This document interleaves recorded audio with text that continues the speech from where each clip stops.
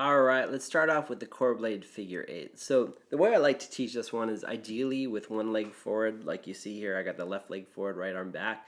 Sometimes that is a problem with certain people, so you can't just line up the feet. I do prefer it with one leg forward, so if you can handle that staggered stance, or if your client or athlete can handle that staggered stance, definitely do that.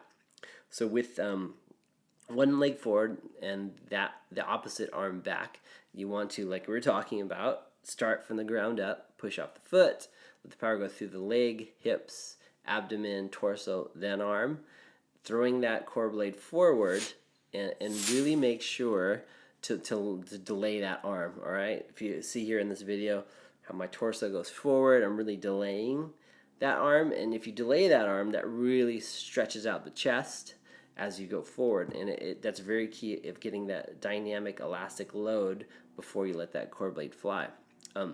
In that same breath, after you throw it forward, just let everything relax but be active and long, so that way on the downward sweep of that movement, I'm getting up into the traps. I'm stretching out the back of the shoulder and the mid-back.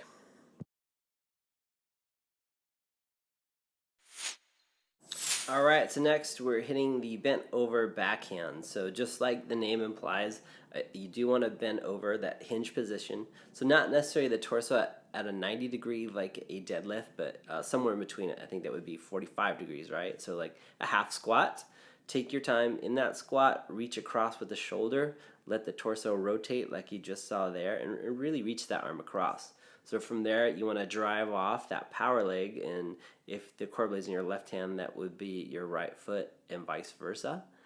You know, push off that foot, go into hip extension, right? Stand up tall, and then let that arm go last. And just like I've said on all the other movements, I'll kind of wind up sounding like a broken record here, but I really like to reiterate that, you know, power starting from the ground up, letting it flow through. So at the top, when the arm relaxes, you want to let it relax just about shoulder level. Take your time, really pause at the top like I just did there, and really let everything stretch out. And the ribbons are a really good cue on this one, because you'll see the ribbons extend behind you as you pause and stretch. And make sure that happens before you begin your descent down into your next rep.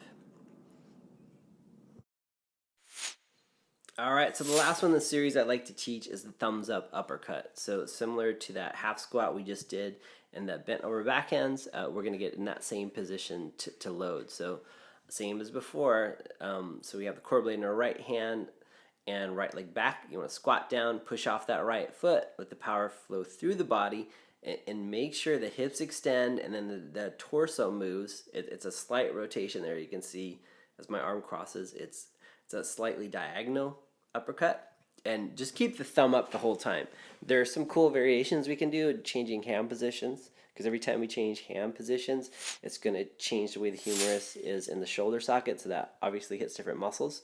But just to teach this, and for simplicity's sake, just keep the thumb up now on the dynamic warm-up, and because as we go into the other parts of the program, the lean mass and the power production, we'll get more into hand position.